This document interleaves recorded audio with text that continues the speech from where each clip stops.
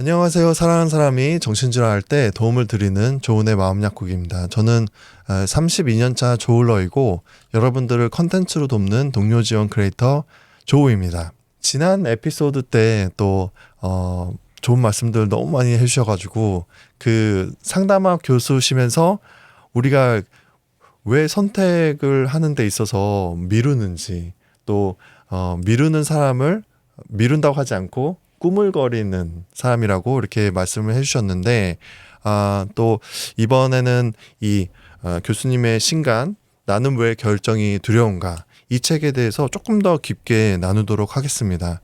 교수님 나와주셔서 정말 감사합니다. 초대해서 감사합니다. 네.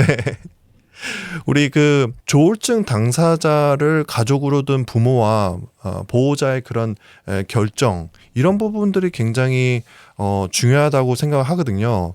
부모는 사랑하기 때문에 이제 돕고 싶고 또 그 도움은 통제가 되거나 아니면은 당사자의 자립감을 약하게 만들까봐 또 두려울 수 있다고 생각을 하거든요.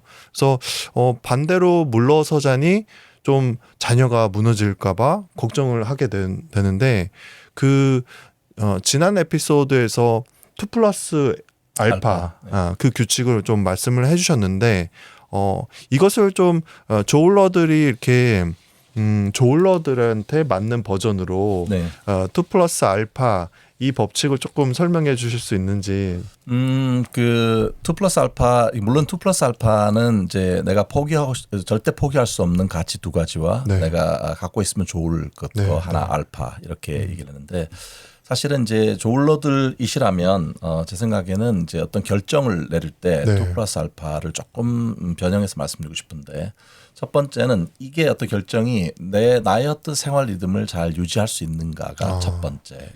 생활 리듬을 굉장히 강조하시는 것 같은데 그분 저도 굉장히 중요하다고 생각합니다. 네, 실제로 이게 생활 리듬 그래서 잠을 잘 자고 있는지 그다음에 여러 가지 나의 에너지라든지 나의 감정 이런 것들을 잘 모니터하는 게 되게 중요하고요. 두 번째는 이제 결국은 어떤 일을 결정을 했을 때 내가 이걸 결정해서 어떤 일을 했을 때 스트레스가 내가 이걸 잘 내가 감당할 수 있는가 이 부분에 좀 생각을 하는 게 필요하고요. 그다음에 이제 세 번째 알파 부분은 이게 나한테 의미 있는 일인가 이렇게 세 가지 정도를 한번 생각해 보시고 요즘 젊은 이들한테는 의미가 굉장히 중요하게 그렇죠.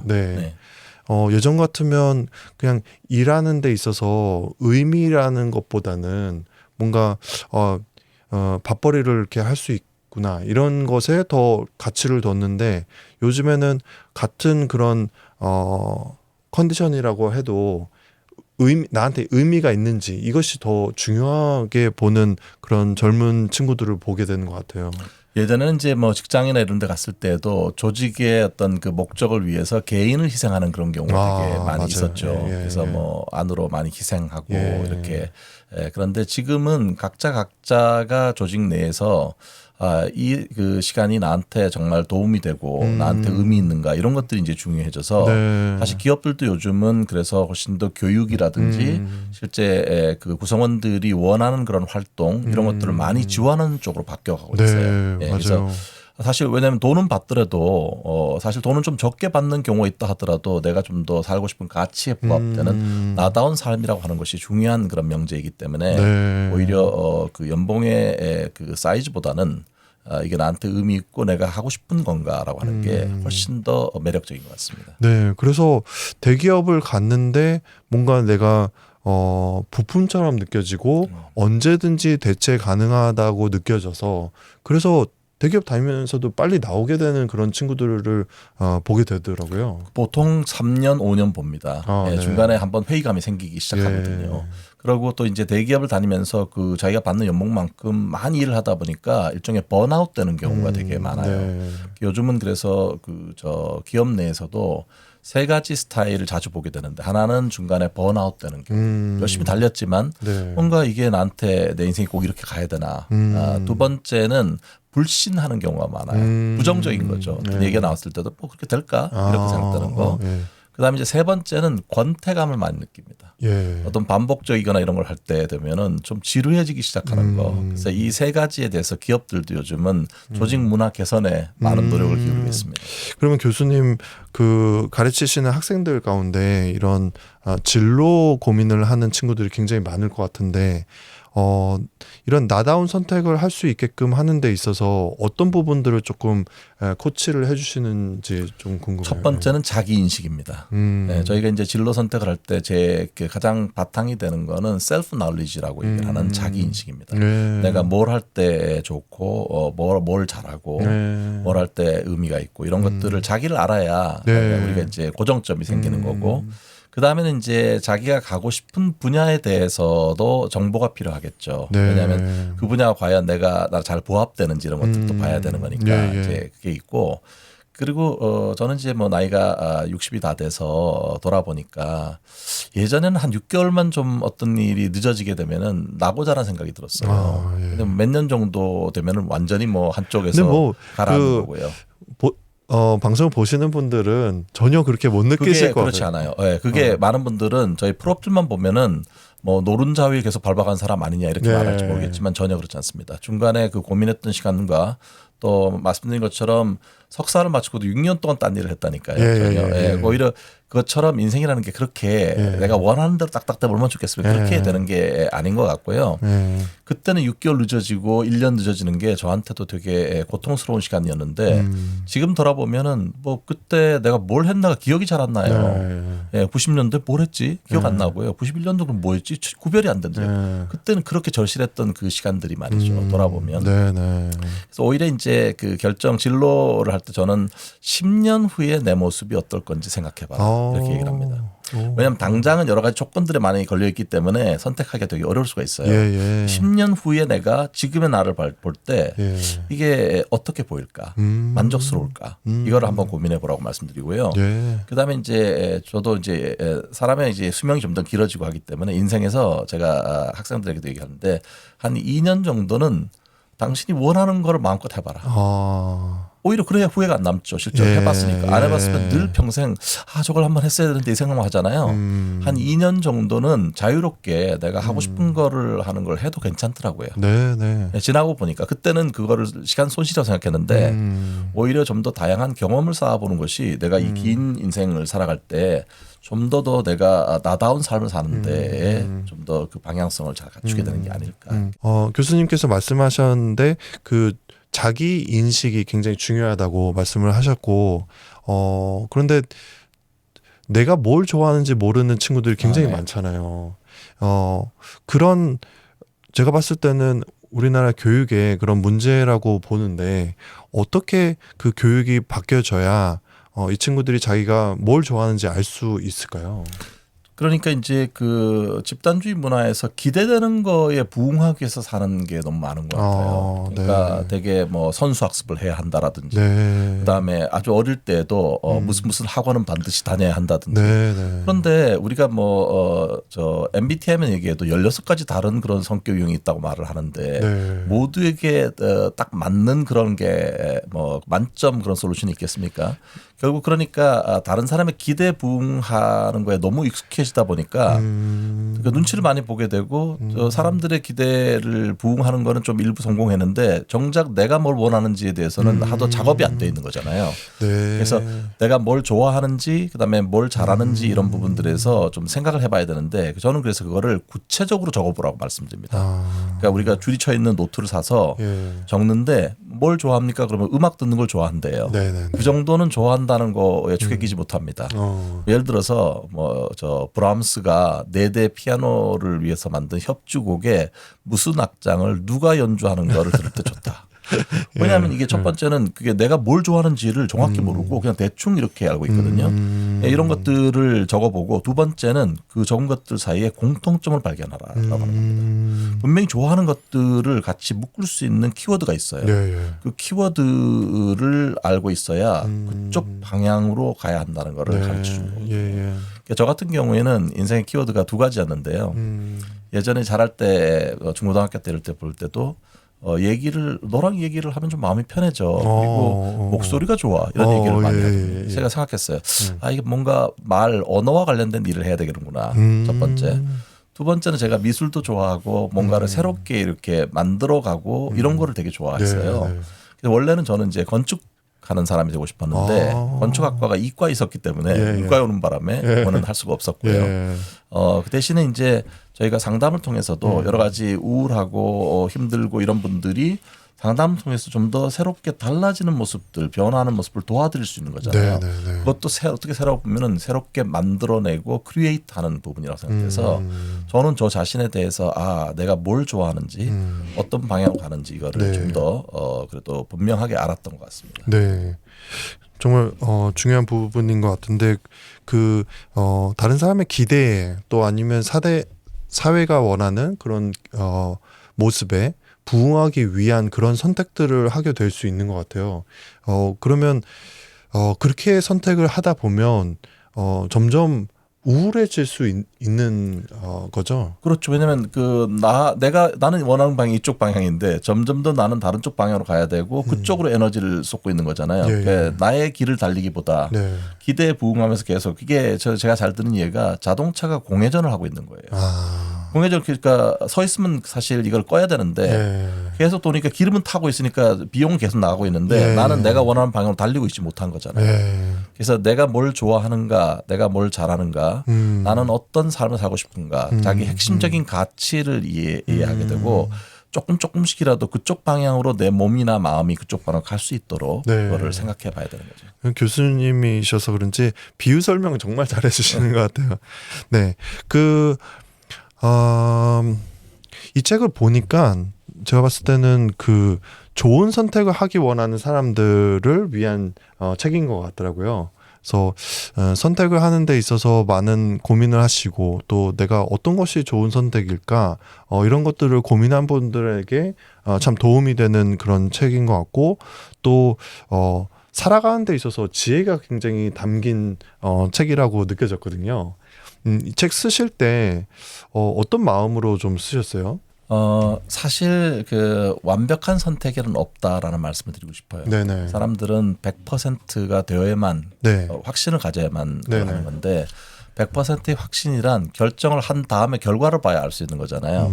선택의 시점에서 100% 확신이라는 것은 가능하지 않기 때문에 완벽한 그런 선택은 없다.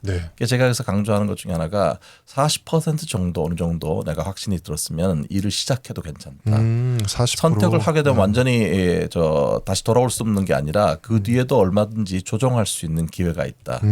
그래서 선택의 문턱에서 움직이지 못하는 분들 또 그 과정에서 여러 가지 자책을 많이 하는 분들 그런 분들을 위해서 이 선택하는 과정에서 자기가 원하는 나다운 선택을 할 수 있는데 조금 더 디딤돌이 될 수 있는 그런 생각들 이런 것들을 좀 같이 제시를 하고 싶어 했고요. 또 각 장마다도 실천해 볼 수 있는 과제나 이런 것들을 좀 적어서 자기 자신에 대해서 조금 더 이해하고 따라가 볼 수 있는 그런 각 장마다 이렇게 제시하고 싶었습니다. 과제가 또 있더라고요. 네. 우리나라를 좀 보면 안정적인 거를 굉장히 중요하게 생각하는 것 같더라고요. 안정적인 직업이 뭘까? 그러면 그 직업을 목표로 두고 어떤 과정이 필요한가 해서 그 스텝별로 이렇게 가게 되는데 왜 이렇게 안정적인 거에 이렇게 저희가 집착을 할까요? 보통 그게 어떤 재화나 여러 가지 그런 자원이 제한되어 있으면 경쟁적일 수밖에 없어요. 경쟁적인 사회는 일종의 제로섬이라고 하잖아요. 한 사람이 뭔가를 가져가게 되면 다른 사람은 그걸 가지지 못하게 되기 때문에 가지지 못하는 사람은 상당히 불안정하고 위협감을 느낄 수밖에 없어요. 게다가 점점 사회라고 하는 것이 여러 가지 불안할 수 있는 요소들이 점점 많아지고 지난번 코로나 같은 경우에는 3년 동안이나 우리가 모두 마스크를 써야 되는 그런 상황이 잖아요. 그래서 점점 더 예전에 이제 패러다임에서는 이 안정감 이런 거 불안하지 않는 거 이런 게 중요한데 사실 이제 앞으로 삶이 어떻게 펼쳐질 것인가가 되게 중요한 문제고 저도 심리학자로서 많은 질문을 받거든요. 그때마다 제가 드리는 말씀 중에 하나가 뭐냐 하면 앞으로 시대의 중요한 키워드는 불확실성이라고 봅니다. 그러니까 점점 더 예상치 않은 일들이 점점 많이 일어나게 될 거라는 네, 거예요. 마치 네. 코로나처럼. 네. 근데 이제 우리가 이 불확실성이 높아졌을 때 성공할 수 있는 사람의 특징이 있어요. 어떤 사람은 예상치 않은 일을 하게 되면은 좌절하겠죠. 예. 내가 예상한 대로 안 흘러가니까. 네. 그런데 성공하는 사람들은 예상치 않은 일이 벌어졌을 때 마인드를 이렇게 가지는 거예요. 이게 예상한 대로 진행이 안 됐네. 그러면 내가 예상하지는 않았지만 마치 이거를 내가 예상한 것처럼 받아들이고 그럼 이걸 어떻게 내가 활용할 것인가 지금. 그래서 어떤 사람들이 좀 더 성공적이냐면은 첫 번째 같은 경우는 조금 더 낙천적인 사람들이 성공할 가능성이 높고요. 좀 좌절스러운 상황에서 그래도 좀 인내심을 참을성이 높은 사람들, 사고가 유연한 사람들, 그리고 또 하나는 이제 때에 따라서는 내가 감당할 수 있는 범위 내에서의 어떤 그런 리스크나 이런 것들은 좀 견뎌보려고 노력하는 사람들, 그리고 새로운 거를 배우는데 호기심을 갖고 열린 마음을 가진 사람들, 이런 사람들이 성공한다는 거예요. 예. 그런 사람들을 키우기 위해서는 부모들이 어떻게 노력을 하면 좋죠? 부모님들이 일단은 저는 부모님들이 이 자녀를 사랑한다는 말씀을 해주세요. 예, 왜냐하면 부모님이 정말 사랑하시잖아요. 근데 나의 기대가 앞서게 되면은 너무 멀리 가 있게 되고 자녀는 부모의 기대를 잘 맞추지 못했을 때는 그것 때문에 가지는 그런 자책감이 많거든요. 사랑한다고 말씀을 해 주시는 게 중요하고요. 부모님들의 가장 중요한 단어는 저는 일관성이라고 봅니다. 예, 부모님 갑자기 막 다르게 행동하시고 그럼 놀래요. 예, 그래서 일관적으로 내가 늘 아주 어떤 분들은 다정다감한 분도 계시고 어떤 분들은 좀 무뚝뚝한 분들도 계시지만 각자 자기 스타일대로 그거를 하시는 게 중요해요. 왔다 갔다 하는 게 제일 안 좋거든요. 그래서 저 어떤 면에서는 좀 너무 예측을 못하기 때문에 그런데 그런 걸 하고 두 번째는 이게 참 어려운 건데요. 고기 잡는 법을 가르쳐 줘야 되는 거죠. 고기를 대신 잡아주기보다. 왜냐하면 살아가야 될 인생은 그 당사자의 몫이기 때문에 아무리 사랑한다고 하더라도 홍역을 대신 겪어줄 수는 없는 거 아니겠어요. 그가 그거를 겪고 좀 더 한 뼘 더 단단해질 수 있도록 그거를 사랑으로 지켜봐 주시고 그다음에 참고할 수 있는 부분들은 말씀해 줄 수 있겠죠. 그러나 선택은 네가 한다라고 하는 거를 말씀해 주세요. 저희가 제가 유튜브를 하면서 컨텐츠로 돕는 거에도 좀 도움을 얻으시는 것 같은데 좀 더 청년 저울러들을 실질적인 도움을 주고 싶다 이런 생각이 들어서 이 친구들 모아서 이렇게 회사 같지 않은 회사를 만들었어요.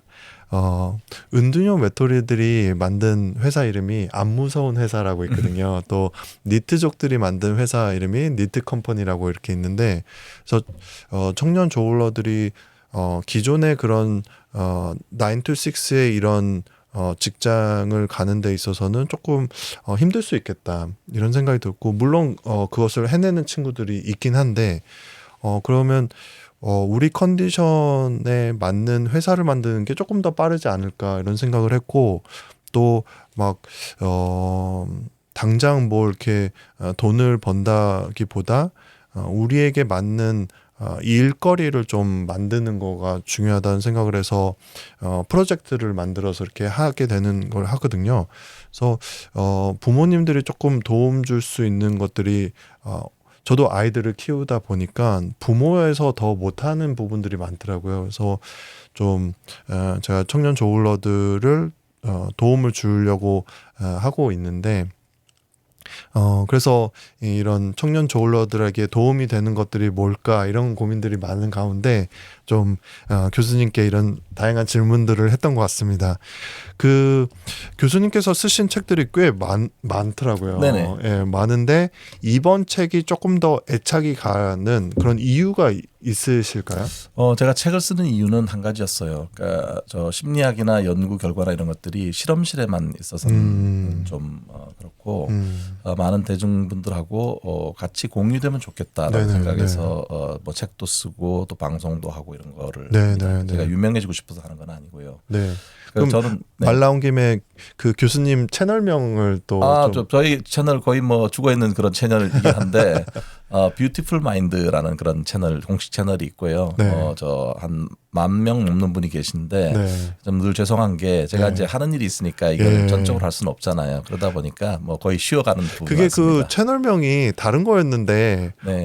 유퀴즈에서 그 유재석 씨가 추천해준 그런 네, 열린 귀 뭐 그 이동규 열린 귀 이런 거가 있는데 네, 네. 그것도 재밌는 게 예. 유퀴즈 제가 나갔을 때 나중에 이제 뭐 고민을 얘기하라고 하더라고요. 그래서 고민거리 생각할 게 별로 없어서 네.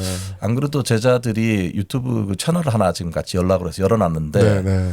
구독자가 13명인가 14명밖에 없어요. 그래서 그 고민한다 그러니까 상당히 유재석 씨 입장에서 볼 때는 뭐 저거밖에 안 되는 이런 생각 들 거 아니에요. 네. 그래서 제가 아니 그렇게 무시하면 안 된다. 예. 이게 침묵하는 그런 다수가 있다. 얘기했더니 유재석 씨 말씀이 웃겼어요. 예. 침묵하는 13명이 있겠죠. 뭐. 근데 이게 놀라운 게 유퀴즈 방송임이라는 게 네. 방송을 본 방송 마치고 나서 가보니까 8,000명이 돼 있는 거예요. 그리고 하루 그다음- 만에. 하루 만에 예. 8,000명. 그리고 그다음 며칠 가니까 10,000명이 넘었어요. 그래서 사실은 10,000명이 넘는 구독자가 있긴 한데 뭐 예. 제가 그 영상을 잘 올리지 않기 때문에 거의 뭐 저희 쉬어가는 그런 영상이 됐어요. 이 방송이 교수님 채널하고도 같이 올라갈 수 있어서 네, 좋을 것 같습니다. 그래서 교수님 채널 구독자분들도 저희 채널을 이렇게 처음 접하시게 될 텐데, 네, 오늘 방송이 그분들에게도 또 도움이 되는 그런 방송이면 좋겠다는 생각이 듭니다.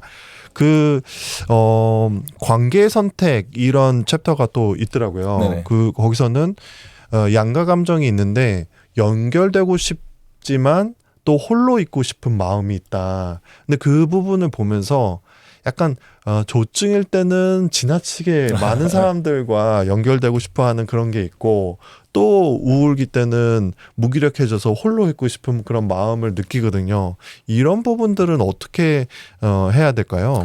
그게 그래서 이제 관계를 설명할 때 두 가지가 결국은 핑퐁처럼 예. 한쪽 어떤 시기에는 좀 더 많이 연결감을 한쪽은 혼자 있고 싶은 거랑 이게 두 개가 되잖아요. 그래서 정말 그 혼자는 외롭고 둘은 피곤하고 이렇게 네, 되는 구조가 네, 되는 건데 네. 그래서 그게 선택지가 두 가지밖에 없는 게 아니라는 거죠. 음. 이게 일종의 우리가 왜 온도 조절기 같으면 디머처럼 해서 이렇게 돌리면 점점 이게 정도가 달라지는 거잖아요. 이 안에 어딘가 이게 연속되어 있는 어떤 디머 상에서 관계를 정립하고 그거를 할 수 있는데 네. 마치 두 가지 선택지만 있다고 생각하니까 이게 하나를 얻으면 하나를 버려야 되는 것인데 네. 너무 극적인 차이가 나니까 이게 힘든 거잖아요. 네. 이것은 연속되어 있는 다이얼과 같다. 네. 이렇게 말씀드립니다. 그 양가 감정을 느끼는 것이 잘못된 건 아니죠. 아니죠. 네. 양가 감정은 필요해요. 네. 왜냐하면 양가 감정이 없으면 변화가 없어요. 양가 감정이 이렇게 할까 이렇게 할까 하는 거는 약간 아직 그 확신을 갖고 있지 않지만 그래도 뭔가 지금 현재 있는 상태에서 뭔가 달라지고 싶은 마음이 있으니까 두 가지가 갈등인 거잖아요. 근데 이게 없으면은 아예 그냥 지금 의 상태가 괜찮다는 얘기인데 쭉 갈 수밖에 없는 네, 거기 때문에 네. 양가 감정은 변화해서 반드시 필수적인 겁니다. 나쁜 게 아니라. 책을 보니까 관계를 위한 그런 정서적 거리 이것이 중요하다고 하는데 우리가 사랑하는 사람과의 그런 관계에 있어서도 이런 정서적인 거리두기가 필요하다는 그런 건강한 거리두기가 필요합니다. 왜냐하면 이제 저희가 이제 가족에 대해서 얘기할 때도 네. 두 가지를 얘기하거든요. 가족과 가족 그 사이에 이 경계가 어떤 가족은 너무 이렇게 밀착되어 있는 네. 거예요. 그러니까 모든 걸 다 알아야 되는 거죠. 사사건건. 네. 그게 그런 게 있고 어떤 가족은 너무 많이 격리되어 있는 거예요. 네네네. 이 두 가지 다 사실은 그 건강한 건 아니에요.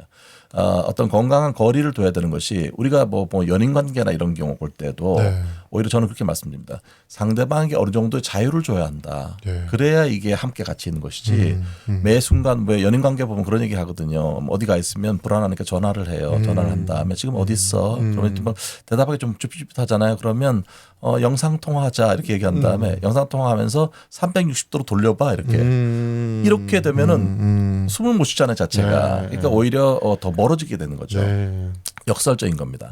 건강한 정도의 거리 내가 이거를 확인하지 않지만 믿기 때문에 그렇게 되면 오히려 멀어지지 않고 함께 있을 수 있거든요. 근데 네. 문제는 사랑이라는 이름으로 내가 너를 너의 부모니까 널 아끼니까 남이라면 이렇게 하겠니 이거 하나가 모든 그거를 결정하는 중요한 명제는 아니에요. 네네.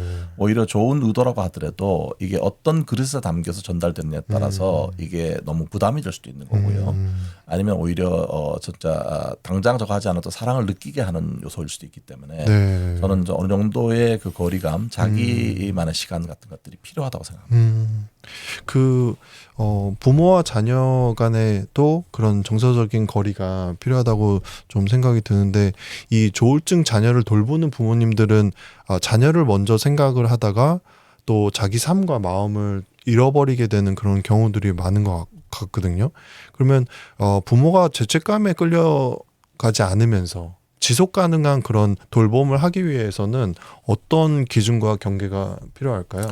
부모님의 그거는 부모님이 건강하시고 부모님이 행복하셔야 자녀도 건강하고 행복할 수 있어요. 네. 그러기 위해서 부모님이 자기 시간 관리도 잘 해야 되고 건강 관리도 되고 또 관계적인 측면에서도 서로 만족감 이런 것들을 네. 가지셔야지만 에너지가 있는 거잖아요. 네네. 부모님 자신이 일단 만약에 부모님의 집에 불이 났다고 생각해 보세요. 그러면은 다른 사람 도와줄 그 여력이 없는 거잖아요. 네.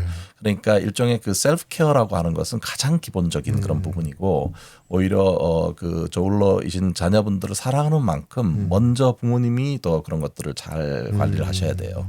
그래서 그래야 에너지가 있게 되고 또 어떤 사실은 사람이 그런 에너지가 있어야지만 좀 더 좌절스러운 상황이 왔을 때도 그걸 안에서 이렇게 완화할 수 있는 어떤 그런 게 생기는 거지. 내가 에너지가 전혀 없이 막 이렇게 되면은 뭐 그 순간에 평상시 그렇지 않더라도 갑자기 어떤 말이 나갈 수가 있게 되고 나중에 그거에 대해 후회할 수도 있기 때문에요. 네. 자기를 돌봄 이거는 저희처럼 실제 상담을 하거나 이런 분도 보면은 이거를 자기 돌봄이라고 하는 거를 점점 더 중요하다는 걸 깨닫게 됩니다. 예. 맞습니다. 자녀를 대하는 데 있어서 부모가 에너지가 있고 없고에 따라서 굉장히 자녀를 대하는 태도가 달라질 수 있기 때문에 부모의 그런 자기 돌봄이 굉장히 중요할 수 있겠네요. 그런 면에서 어떤 부모님들끼리도 연대라든지 커뮤니티 이런 것도 도움이 될 수가 있어요. 왜냐하면 속 답답하고 이런 게 많이 있는데 다른 사람한테 얘기해봐야 그게 뭔지 잘 모를 것 같고 이미 어떻게 보면 다른 분들은 공감하잖아요. 어떤 거를. 네. 그렇게 같이 이렇게 얘기를 해보는 경험이 속이 훨씬 더 속풀이가 되고 그래서 또 함께 나는 혼자가 아니구나 이런 네네. 느낌이 드는 것도 도움이 될 수 있어요. 네. 그 책에서 맥시마이저가 결정을 못하는 이유에 대해서 좀 설명이 있는데 그 맥시마이저가 뭔지 조금 최대한 끝까지 효율성을 추구하는 겁니다. 그러니까 이제 보통 일을 미루는 분들 같은 경우도 그런 거죠. 지금 하는 거가 가장 효율성이 높을 것 같지가 않은 거예요. 그러니까 예. 생각은 많이 해두는 거죠. 예. 그런 다음에 이것도 고려하고 이건 요때 하는 게 좋고 뭐 예를 들어서 뭐 김밥 쌀 때 시금치는 여기 가서 하는 게 좋고 뭐는 좋고 이렇게 다 하다가 그래서 그 시간 딱 맞춰 놓는 거예요. 근데 우리 삶이라는 게 어떻습니까? 예상치 않은 일이 일어날 수 있잖아요. 그렇게 하면 다 이게 헝클어질 수가 있는 거고 그러니까 효율성만이 중요한 게 아닌데 뭐 좀 그 일반적인 말하면 끝까지 다 땡겨서 이걸 다 내가 원하는 방향으로 다 하고 싶은 거예요. 근데 그게 변수가 있을 수 있기 때문에 항상 그게 성공하는 건 아니거든요. 근데 미뤄놨다 나중에 만약에 다른 변수가 장염이 걸려가지고 갑자기 그걸 못하게 되면 결국은 큰 손해는 나한테 올 수 있는 거잖아요. 지나치게 효율성을 추구하지 말라. 예. 그 교수님 이 방송을 보고 책을 사셔서 책을 읽게 되시는 분들이 계실 텐데 이 책은 어떻게 좀 읽으면 좋습니다라는 그런 가이드를 좀 마지막으로 질문을 드리고 싶습니다. 저는 이제 그 책을 사실 요즘 다들 바쁘시고 하기 때문에 꼭 책을 사서 읽으셔라 이렇게 말씀드리진 않고요. 네. 또 기회가 돼서 다른 그 도서관이나 이런 데도 많이 있을 테니까요. 네네. 예, 기회가 나서 보시면 좋을 것 같고 네.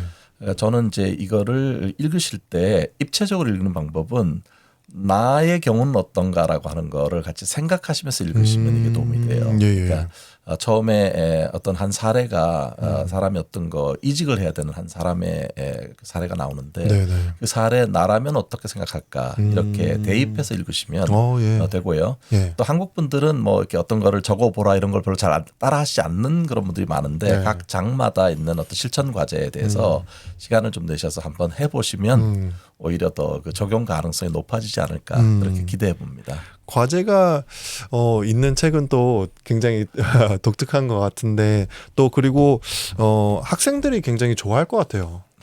학생들 많이 바빠요. 그래서 볼 줄 모르겠습니다만, 저는 이거를 책에 나왔다고 하더라도 학생들한테 이거를 권하거나 하진 않으니까요. 네네. 네.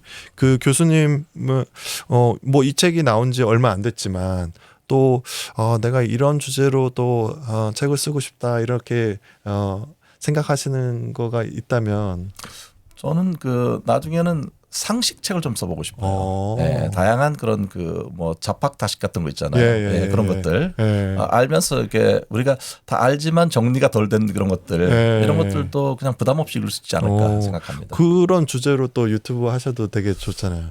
유튜브 하면은 늘 마음이 무거워져요. 자주 들어가지 않기 때문에 다만 이제 그 저희 제자들이 조금씩 자기 그걸 영상도 올리고 해서 연명해 가고 있습니다. 아, 그러시구나. 네. 오늘 이렇게 좋은 말씀 많이 해주셔서 감사합니다. 저도 사실 너무 일을 미루고 또 디데이에 닥쳐야지 뭐가 되는 그런 사람이었는데 오늘 교수님이 말씀해주신 부분들을 들으니까 내가 왜 미뤘는지 조금 더 이해하게 되는 그런 시간이었던 것 같습니다. 그래서 정말 그런 미루는 사람들에게는 하나의 대변인을 만난 것 같은 그런 그런 기분이 들면서 너무 감사하고 이렇게 나를 또 이해해주는 그런 사람이 있구나라는 것에도 위로를 또 느끼는 것 같습니다. 오늘 나와주셔서 너무 감사합니다. 네, 커뮤니티를 위해서 그 대표님이 열심히 이거를 하시는 거가 참 존경스럽고요. 또 이게 한 사람의 힘이 있을 때보다 이 커뮤니티가 함께 서로 소통하고 그런 것들이 정말 큰 힘이 된다는 그거를 저도 느낄 수 있습니다. 앞으로도 더 많이 발전하시기 이 채널이 감사합니다. 우리 마지막으로 조울증 때문에 참 지쳐 있는 그런 분들에게 마지막 한마디. 각자의 삶에서 애로사항들이 많이 있을 겁니다. 다른 사람이 그거를 잘 이해해주지 못할 경우가 많고요. 그럼에도 내가 진심으로 이 삶을 소중하게 생각하고 있고 또 나를 위해서 기도하는 분들이 있고요. 그래서 어제보다 오늘보다 내일이 내 삶에 좀 더 의미 있고 원하는 방향으로 또 가게 되기를, 그리고 여러분들의 노력을 저도 응원하겠습니다. 네, 너무 감사합니다. 정말 감사합니다. 네, 고맙습니다. 사랑하는 사람이 정신질환 할 때 도움이 되는 방송 조은의 마음 약국입니다. 여러분들 오늘 방송을 듣고 또 도움이 되는 그런 계기였기를 바랍니다. 감사합니다.